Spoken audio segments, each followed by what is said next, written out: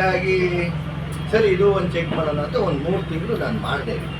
ಮಾಡಿದಾಗ ನನಗೆ ಹಾಕ್ತೀನೋ ಬೇರೆದೇನು ಹಾಕ್ತೀನೋ ಜೀವನದಲ್ಲಿ ಸ್ವಲ್ಪ ಆಸೆ ಬಂತು, ಇನ್ನೂ ಸ್ವಲ್ಪ ದಿವಸ ಇರ್ಬೋದು ನೆಮ್ಮದಿಯಾಗಿ. ಅದು ಮೇಯ್ನ್ ನನಗೆ ಗೊತ್ತಿದ್ದು. ಮೊದಲು ಏನಾಗೋದು ಅಂದರೆ ಒಂಥರ ಮುಗೀತು ನಮ್ಮದು, ಇಲ್ಲಿ ಸಾಕು, ಮೊಮ್ಮಕ್ಕಳು ನೋಡ್ಕೊಂಡು ಕಾಲ ಕಳೆದುಬಿಟ್ರೆ ಮುಗೀತು ಅನ್ನೋ ಮೆಂಟಾಲಿಟಿಲೇ ನಮಗಿತ್ತು. ಬಟ್ ಇಲ್ಲಿಗೆ ಬಂದ ಮೇಲೆ ಆ ಒಂದು ಜೀವನ ಶೈಲಿ ಸ್ವಲ್ಪ ಬದಲಾಯಿಸೋಕ್ಕಾಯ್ತು. ಯಾಕೆಂದರೆ ಮೈನೇ ನಮ್ಮ ಭಾರ ಇದ್ದಿದ್ದು ನಮ್ಗೇನು ಗೊತ್ತು, ನಮ್ಮ ಮೈನೇ ಭಾರ ಅನ್ಸೋದಾಗ ಎಲ್ಲಿಗಾರು ಹೋಗ್ಬೇಕಂದ್ರೆ ಏನು ಹೋಗಿ ಏನು ಮಾಡಬೇಕು ಈ ಥರನೇ ಒಂಥರ ಮೆಂಟಾಲಿಟಿ, ನೆಗೆಟಿವ್ನೇ ಜಾಸ್ತಿ.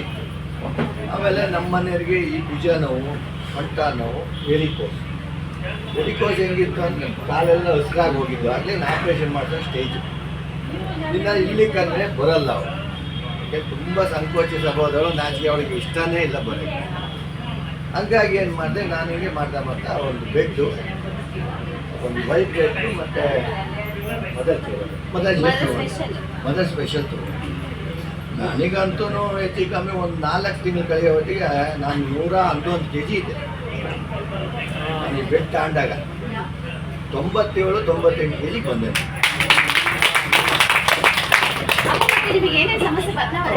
ಅದೇ ನನಗೆ ಟೇಗೆ ಬರ್ತಿರಲಿಲ್ಲ, ಮತ್ತೆ ಹೋಗಿತ್ತು ಟೇಗ್ ಅಂದರೆ ಏನು, ಮತ್ತು ಊಟ ಮಾಡಿದ್ದು ಅರಗ್ತಾನೆ ಇರಲಿಲ್ಲ. ಒಟ್ಟಿನಲ್ಲಿ ಏನೋ 2 ಗಂಟೆಗೆ ತಿನ್ನಬೇಕು, ರಾತ್ರಿಗೆ ತಿನ್ನಬೇಕು, ಬೆಳಿಗ್ಗೆ ತಿನ್ನಬೇಕು, ಮನೆಗೆ ಬೇಕು, ಅದು ಹೋಗ್ಬೇಕು.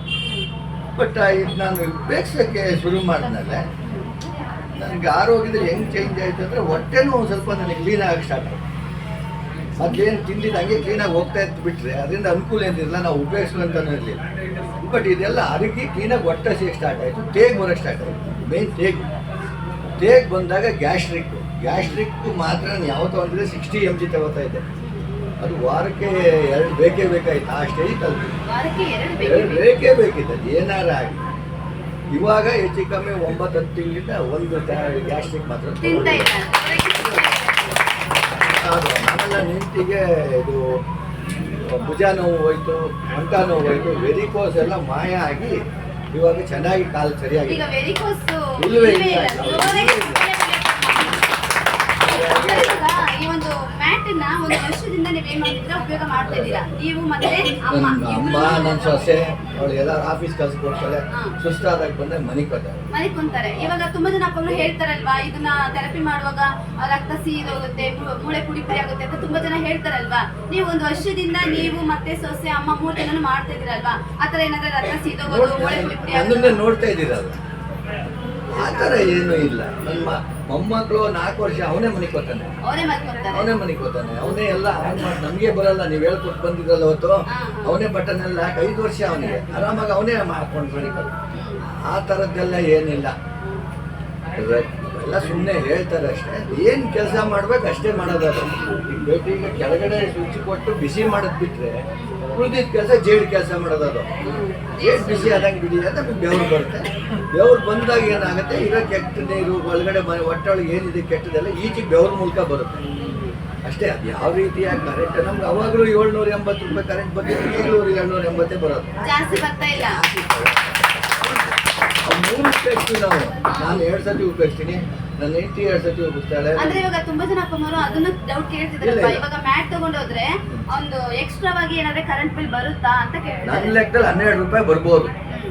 3 ಬಿಡ್ದಂಗೆ ಡೈಲಿ 2 ಸತಿ ಉಪಯೋಗಿಸಿದ್ರೆ 12 ರೂಪಾಯಿ ಬರ್ಬೋದು ಅಷ್ಟೇ. ಒಂದು ಬಲ್ಪಿನ ಲೆಕ್ಕಕ್ಕೆ ಹೋಗಿ ಆ ಥರದ್ದೆಲ್ಲ ಜಾಸ್ತಿ ಹೋಗಲ್ಲ. ಯಾಕಂದ್ರೆ ನಮ್ಗೆ ಅವಾಗಲೂ 750ರಿಂದ 780 ರೂಪಾಯಿ ಬರ್ತಾನೆ ಇತ್ತು, ಈಗಲೂ ಅಷ್ಟೇ ಬರ್ತಾ ಇದೆ. ಅದರಿಂದ ಅದು ನಾನು ಕರೆಂಟಿಂದ ಏನು ಜಾಸ್ತಿ ತೊಗೊಳುತ್ತೆ ಅಂತ ನನಗಂತೂ ಏನು ನಂಬಿಕೆ.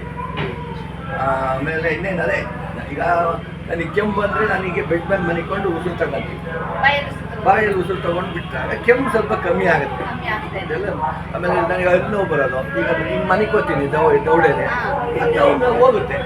ನಾವೇ ಕಂಡು ಹಿಡ್ಕೋಬೇಕು, ಯಾರಿಗೆ ಹೇಳ್ಕೊಂಡು ಹಿಂಗೆ ಮಾಡಿದ್ರೆ ಏನಾಗುತ್ತೆ. ಆಮೇಲೆ ಉಗುರು ಸುತ್ತಾಗಿತ್ತು, ಏನು ಮಾಡೋದು ನೋಡೋಣ, ಇದೇನು ಹುಷಾರಾಗುತ್ತೋ ಇಲ್ವಾ ಅಂತೇಳಿ. ಇದು ರೌಂಡ್ ಇದೆಯಲ್ಲ ಏನದು ಫ್ಲ್ಯಾಟು ಜೇಸ್, ಅದಕ್ಕೆ ಮುಚ್ಚೋದು ಒಂದು 2 ಸತಿ, 2 ದಿವಸಕ್ಕಿರೋ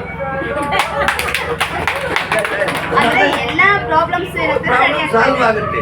ಯಾಕಂದ್ರೆ ನೀವು ಏನು ಗೊತ್ತಾ, ಹೊಸ್ದಾಗಿ ನಾವು ಕಂಡು ಹಿಡ್ಕೊಬರಿ, ಅವ್ರು ಹೇಳಿದ್ದೇ ಮಾಡಕ್ಕೆ ಹೋಗ್ಬೇಡ. ನಾವು ಇದು ನೋಡೋಣ ಇದೇನು ಮಾಡ್ಬೋದು ಏನು ಆಗ್ಬೋದು ಅಂತ ಪರೀಕ್ಷೆ ಮಾಡೋಕೆ ಏನಾಯ್ತು ಮನೆಗೆ ಇರ್ತೀವಪ್ಪ ಈಗ ಉಜ್ಕೊಂಡ್ರೆ ಏನಾಗುತ್ತೆ ಅದೆಲ್ಲ ನಾವು ಅವ್ರು ಹೇಳೋದ್ ಜೊತೆಗೆ ನಾವು ಸ್ವಲ್ಪ ಸ್ವಯಂ ಪ್ರಯತ್ನ ಮಾಡಬೇಕು. ಈ ಬಸಮ್ಮರು ಅವ್ರು ಬಿದ್ದು ಪಾಪ ಬರಲೇ ಇಲ್ಲ 15 ಒಂದು 20 ತಿಂಗಳಾಗಿತ್ತ ಈಗ ಆರಾಮ್ ಬರ್ತಾ ಇದ್ದಾರೆ. ಅಪ್ಪ ಇವಾಗ ತುಂಬಾ ಜನ ಅಪ್ಪ ಅಮ್ಮರು ತುಂಬಾ ಸಮಸ್ಯೆಯಿಂದ ಬರ್ತಾ ಇದಾರೆ. ಒಬ್ಬರಿಗೆ BP, ಒಬ್ಬರಿಗೆ ಶುಗರ್, ಒಬ್ಬರಿಗೆ ಮಂಡಿ ನೋವು, ಸೊಂಟ ನೋವು, ವೆರಿಕೋಸ್ ಪ್ರಾಬ್ಲಮ್ಸ್, ಮತ್ತೆ ಪರ್ಸನಲ್ ಪ್ರಾಬ್ಲಮ್ಸ್, ಆ ತರ PCOD ಪ್ರಾಬ್ಲಮ್ಸ್ ತುಂಬಾ ಜನ ಬರ್ತಾ ಇದಾರಲ್ವಾ? ಅವರಿಗೆಲ್ಲ ಹೇಳ್ಬೇಕು ಅಂದ್ರೆ ಏನ್ ಹೇಳಕ್ ಇಷ್ಟಪಡ್ತೀರಾ? ಏನಿಲ್ಲ, ನೀವು ಇದು ಮಾಡಿ. ನಿಮ್ಗೆ ಏನ್ ಗೊತ್ತಾ, ಮ್ಯಾಟು ತುಂಬಾ ಒಳ್ಳೆಯದು. ಮ್ಯಾಟಲ್ಲಿ ನಮ್ಮನ್ನ ತುಂಬಾ ಹೇಳ್ತೀನಲ್ಲ, ಇವ್ರು ಏನ್ ಅನ್ಕೋತಾರೆ, ನನ್ನ ಹತ್ರ ವೈಬ್ರೇಟರ್ ಇದೆ ಮತ್ತೆ ಮದರ್ ಸ್ಪೆಷಲ್ ಇದೆ, ಬಟ್ ಎಲ್ಲದಕ್ಕಿಂತ ಮ್ಯಾಟ್ ತುಂಬಾ ಚೆನ್ನಾಗಿ ಕೆಲಸ. ಎಲ್ಲ ನಮ್ಮ ಇಡೀ ಮೈನ ಅದು ಬೆವರಿಸುತ್ತೆ. ಈಗ ಮಂಡಿ ಮೀನು ಖಂಡದಲ್ಲಿ ಬಿಸಿ ಆದಾಗ ಅಲ್ಲೂ ಶಾಖ ಬರುತ್ತೆ, ಅಲ್ಲಿ ಏನಿದೆ ವೇಸ್ಟ್ ಎಲ್ಲ ಈಚೆಗೆ ಬರುತ್ತೆ. ಸೊ ಮ್ಯಾಟ್ ಪರಿಪೂರ್ಣವಾದ ಒಂದು ನಮ್ಗೆ ಸಾಧನ ನಮ್ಮ ಆರೋಗ್ಯ. ಅದಕ್ಕೆ ನಾನು ಅವತ್ತು ಹೇಳಿದ್ದೆ, ನಾನು ನನ್ನ ತಮ್ಮ ಅಮೆರಿಕಾದಲ್ಲಿ ಇದ್ದಾನೆ, ಕರೀತಾ ಇದ್ದ ಬಾ ಅಂತ. ನನಗೆ ಒಂದು ವರ್ಷದಿಂದ ನನಗೆ ಈ ಭಾರ ಹೊತ್ಕೊಂಡು ಅಲ್ಲೇ ಆಗಿ ಹೊರೆ ಆಗ್ಬೇಕು. ಅದಕ್ಕೆ ನನಗೊಂದು ಬ್ಯಾಗ್ ಇಟ್ಕೊಂಡು ನನ್ನ ಹೆಂಡತಿ ದೂರ ಹೋಗ್ತಾಯಿರ್ಲಿಲ್ಲ. ಯಾಕೆ ಬೇಕು, ನಾನು ಮೆಟ್ಲಿಳಿಯೋ ಈ ಥರ ಹಿಡಿತಿದ್ದೆ ಹಿಂಗೆ. ಇವಾಗ ನೋಡಿ ಈ ಥರ ನಿಮ್ಮಂಗೆ ಕಾಲ್ ಮಾಡಿಸ್ಕೊಂಡು ಹಿಡಿತೀನಿ. ಇವಾಗ ನಾನು ಏನಂತ ಅಂದರೆ, ಇವಾಗ ನೋಡಿ ನಾವು ಈಗ ಏಪ್ರಿಲ್ 22 ಬುಕ್ ಮಾಡಿದ್ದೀನಿ, 2 ತಿಂಗಳು ಅಮೆರಿಕಕ್ಕೆ ಹೋಗ್ತಾ ಇದ್ದೀನಿ. ಇವಾಗ ಆರೋಗ್ಯ ಸಿಕ್ತು ಅಂತ ಒಂದು ವರ್ಷದಲ್ಲಿ ನನಗೆ ಇಂಟ್ರೆಸ್ಟ್ ಇರಲಿಲ್ಲ. ಯಾಕೆಂದ್ರೆ ಅಲ್ಲಿ ಹೋಗಿ ನಾವು ಅವ್ರಿಗೆ ಭಾರ ಆಗ್ಬೇಡ್ರು. ಈಗ ಏನು ಗೊತ್ತು, ಏನು ತೋಡಾಡೋಕ್ಕೆ ಯಾರೋ ಒಬ್ಬರು ಕರ್ಕೊಂಡು ಆ ಕಡೆ ಹೋಗ್ಬೇಕು ಅನ್ನೋದು ಏನು ಬೇಕು ನಮಗೆ ಅನ್ನೋದಕ್ಕೆ ಇನ್ನೊಬ್ರಿಗೆ ಹೊರೆ ಆಗ್ಬೇಕು.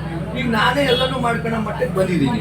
ಈಗ ಮೊನ್ನೆ ನಾನು ಕೇರಳಕ್ಕೆ ಹೋಗಿದ್ದು, ಹೇಳೋಗಿದ್ದು 5 ದಿವಸ ಒಬ್ಬನೇ ಹೋಗಿ ಬಂದೆ. ರೈಲಲ್ಲಿ ಬಸ್ಸಲ್ಲೆಲ್ಲ ತಿರುಗಾಡ್ಕೊಂಡು ಬಂದಿದ್ದೆ. ಮೊದಲು ಆ ಭಯ ಇತ್ತು, ಯಾಕೆಂದರೆ ಆ ಥರ ನಮ್ಗೆ ಭಾರ ಇತ್ತು, ಆರೋಗ್ಯ ಆಮೇಲೆ ಹುಮ್ಮಸ್ಸೇ ಇರಲಿಲ್ಲ ಜೀವನದಲ್ಲಿ ಮುಂದೆ ಮಾಡಬೇಕು ಅಂತ.